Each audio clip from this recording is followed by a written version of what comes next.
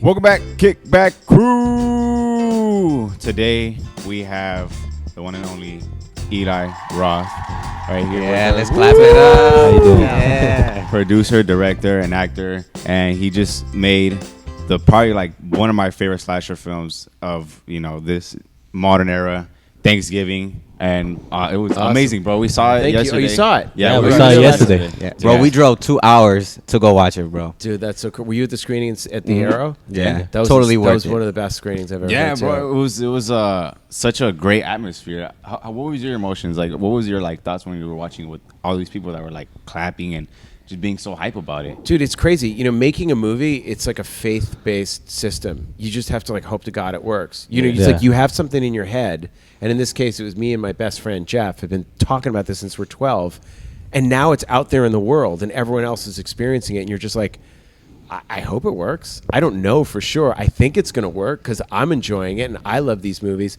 But the way it played last night, I was so happy to watch people having fun and screaming and cheering and laughing at the lines and enjoying the characters. I wanted something that felt like Scream or the old school slasher movies, and the kills, everyone was jumping. It's like we got them, and it was it's so fun because you're puppeteering the audience. I want you all to laugh right now. I want everyone to gasp right now. I want everyone to be silent right now.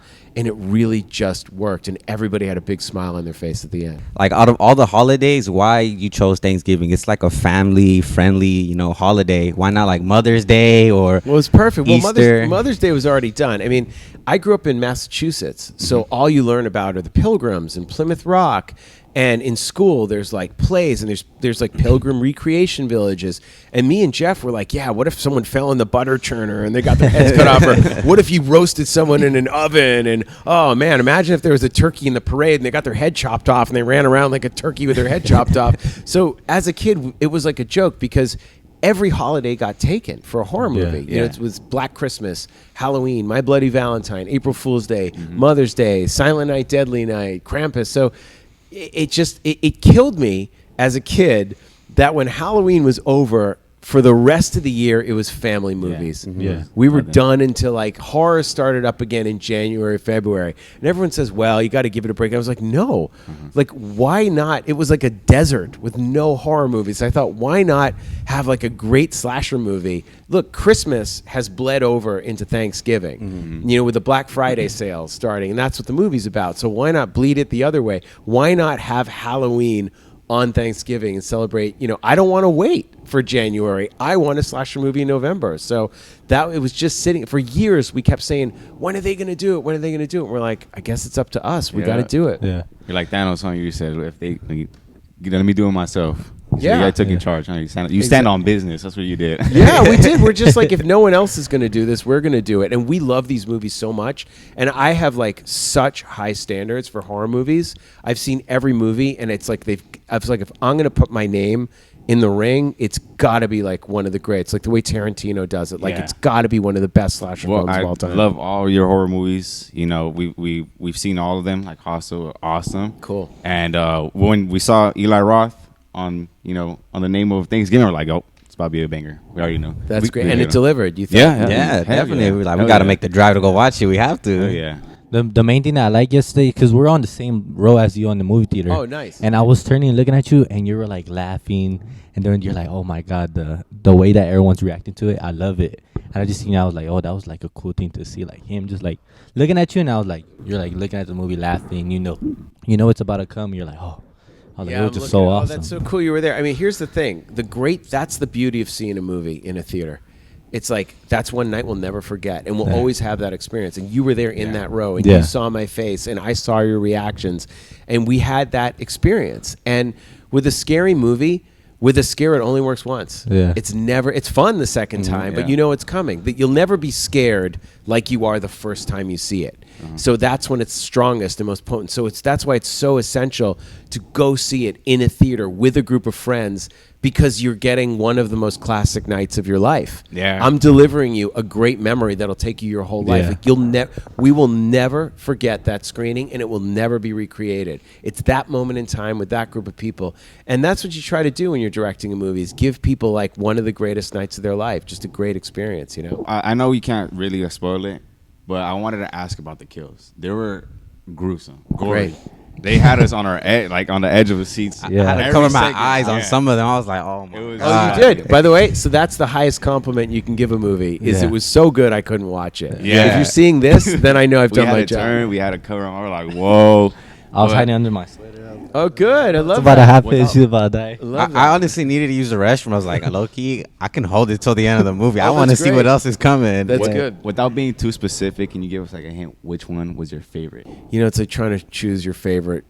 People, like, how do you choose your Your favorite favorite child? child. Yeah, how do you do it? You know, there's certain kills that like come out of nowhere. Like I spent forever on the diner kill. That was the most complicated one. It's like a lot. Putting her head in the water, and then you stick her face against the freezer door, and then she has That to was creative. peel, and like she's like Super. ah, and then he's Yeah. coming, and she rips her face off, and I kept thinking like, oh, what would happen next? You try to call 911, but if you had no fingertips, Yeah. you couldn't No do face- that. And no then face ID. picture, yeah, no face. So that was like really fun, but that was a very complex one. But then, kind of at the last minute, we're like, well, what if we stick the corn holders in her ear, which I know is in the trailer, Ooh. and it's so stupid, but I shot it in reverse. I shot it like this, so you could pull it away fast, and you reverse it so it goes in really fast. Yeah. But she had to act it because it's like ah, it's like her. She's like ah, so she had to go ah, and so when I'm shooting it. And then the killer, they had the glove, and I wanted the smiley face on the corn of the cob to show. So I'm there tweaking, and the whole crew is standing around looking, going, "Are you insane?" I'm like, "No, I just want to see the smiley face, and the glove is covering too much. It's like a close-up It's the little shot." So details that count. It's the details, Yeah. but it took half an hour to get it right, and everyone is standing around going, "Really?" And I'm like, "You guys just the studio's worried because I'm spending a lot of money, and we're going into overtime." And I'm like, "We've got to get this. We've got to get this." And then the timing was off, and then the killer's glove kept covering the face, and I'm like, and then we finally got it, and we shot it, and then we played it backwards in reverse, and everyone went, "Wow!" I was like, "We got it, perfect. and It was you know perfect. it, and then I can breathe easier, and it's stuff like that. Those little tricks that are low tech, like a stupid shot, reversing it in someone's ear, and you pull it away, and it just It works, works. and then you Yeah. add in like a really gross sound effect. And then we did the slide where she rips it out, and you're just trying to stop it perfect. So we set up the camera. We did it like 30 times, and I was like, more chunky earwax, more blood, and getting the focus right. I wanted it to stop so you could read the smiley face. Yeah. And I remember like rolling the corn under the foot, and the whole crew is watching you, going, "Really? We're really doing this?" And you're like, "Trust me, it's going to be great. It's going to be great." And watching that audience reaction, I was like, "We got it." What I love about the movie, to be honest, was that it wasn't just the killer doing the kills. There was a lot of aspects and a lot of kills happening. It was more like a Final Destination. Where it You know, was that's lots so of cool. things. I love Yeah. that because I thought of Final Destination. Yeah. I thought of Final Destination 2, which is Yeah. one of my favorites, one with the log truck. All the kills are so creative. I love slasher movies, but generally they have one weapon, and I was like, I kind of want to mix it up. I want this tactical. killer It was to be perfect, man. super It was creative, where you perfect. think it's just the axe, but now it's like 50 different things. So I wanted to ask, since we're leading on like into horror and all that, and you're you specifically like that's your profession. Have you ever experienced anything paranormal or ever experiencing anything scary in your lifetime? Oh, scary, definitely. Yeah. I've been like hiking, and we got caught in an electrical storm. I had to go above the storm through the electricity, and it was just like all around us, and you're just like, we're gonna get hit by lightning or not. Oh, There's wow. nothing. It's like, and like 3 other people that day that were hiking got killed. So luckily, we just didn't get hit. So that was one of the scariest things. I was just like, you couldn't even think. It was just like booming. It's like cannon fire and lightning bolts, and we went above the cloud, down through the cloud. It was scary as hell in Mount Washington, in New Hampshire when I was 18 years old. That was terrifying. But I think that paranormal, I've always wanted to, and I'm super open to it, and I'll go anywhere haunted, and I'll wait, and I'll talk to ghosts, and they have like full open invitation into my house. And I lived in a villa in Italy that was built in 1250, and my wife is Italian, so she'll Palo Santo the whole thing and say prayers, and she doesn't want the spirits, but I want to feel the energy. They don't want to talk to me. They're like, "We got you. You're good." Like, I think that the ghosts are coming to me and talking to me either in my dreams or through the movies. So I don't like have a conversation with a ghost, but sometimes I'll see like a full conversation or have like a full understanding of someone or the full past life.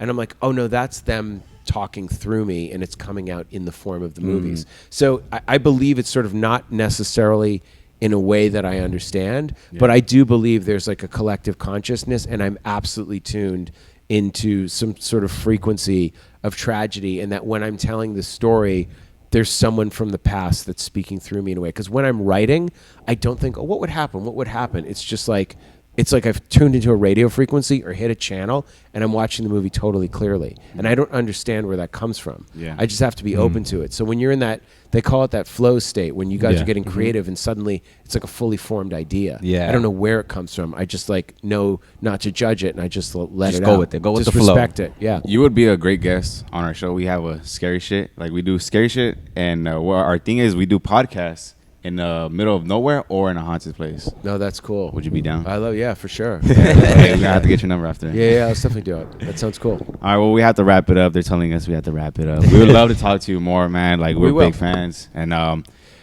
thank you. Thank you for being a part of our show, and thank you for making such a great movie. Like, No, thanks. It was a great Thanks for experience. getting people. Like that's what I want people to go out with their friends, with a huge group Yeah. of friends, see it in the theater opening weekend, and have like the best time they've ever had at the movies in years. thank you guys for watching. That was Eli Roth. Go watch Thanksgiving. You guys will not regret it, man. It was amazing. It's a great experience, like he said. If you guys want some kills, if you don't want any family friendly for Thanksgiving, you want something different, go watch Thanksgiving. You won't regret it, huh? You won't regret it. Yep.